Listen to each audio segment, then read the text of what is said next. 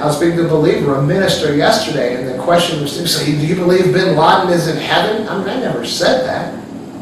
But from having dealt with youth in juvenile for like 17 years in juvenile detention, what I saw, it would really pull on your heart, because you saw these kids that were on tracks that were totally dismal, tracks in life, pathways toward journeys, toward particular directions, and they were all jacked up. And what I saw is, even at that young age, they had their particular mindsets made up, and all of it was because of the environments that they were born into. I mean, they all came into this world as innocent little babies. And if they've been raised in the Hilton's household, or the Trump's household, or in Obama's household, or in my household, they would be going particular directions. If they were raised in this household, or even the household they were raised in, that is the reason why they were in the condition they were in. It shaped their mindset. It shaped their rationalizing process. It shaped their morals. It shaped everything about them, the environment that they were raised in. And so this is who they are. And so when I would come to church, so I'd be ministering at juvenile in the mornings, on Sunday mornings, and then go to church where I was a pastor there, and get there about 10:30 or 11 o'clock. Everybody always thought that was so wonderful. You know, Pastor Martin, you're ministering there, because everybody's heartstrings were tugging for these young kids that were locked up because they were so lost and so far gone because of the situations of their life. But it's like once they reached a certain age, say now they're 20 years old and now they're 30 years old, there's no more compassion, there's no more empathy. They're not those cute little kids anymore that were so lost going the wrong direction, but they really are. And so in our eyes, we grow up. We get bigger, we grow hair on our faces, we become men and women, and we don't have that same cute little, capacity to generate, compassion and concern, because we're not that cute little kid anymore.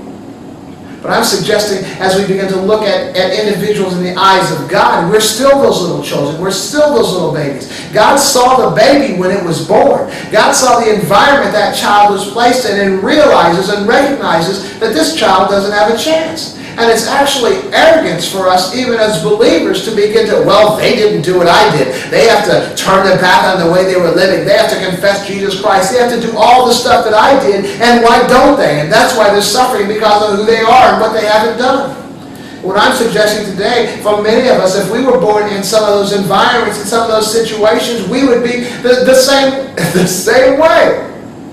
And God sees them even as that little baby.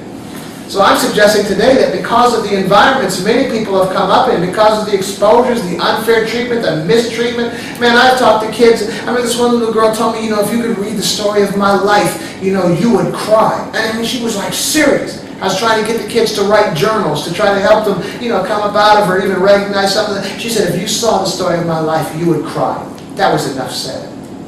And what I'm suggesting today is, when you have individuals like that, and those issues are never dealt with, and oftentimes they're released, and the situations are worse and worse, and maybe some kids are never locked up, but they're living through terrible, nightmarish situations, or being guided in particular mindsets and things that are just terrible, that are just not quite right, by people who were the same way, but now they're adults responsible for raising these kids. You've got generations of people that are just messed up, and even their rationalizing processes are messed up.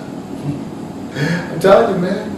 I saw this kid the other day in the neighborhood coming into Daddy's house carrying something. He must have been about 5, 6 years old. This big old gold earring on his ear.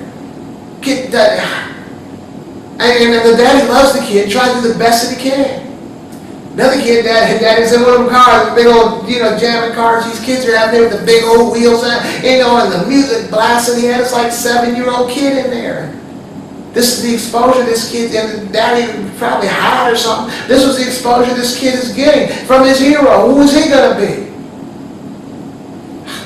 What I'm saying is, so you have people that are growing up. Now, you even take this bin Laden character, or any of the terrorists that we call terrorists, the terrible people, the heinous people. What was the situation or issues that they came up in life? And did they even have a chance to be well?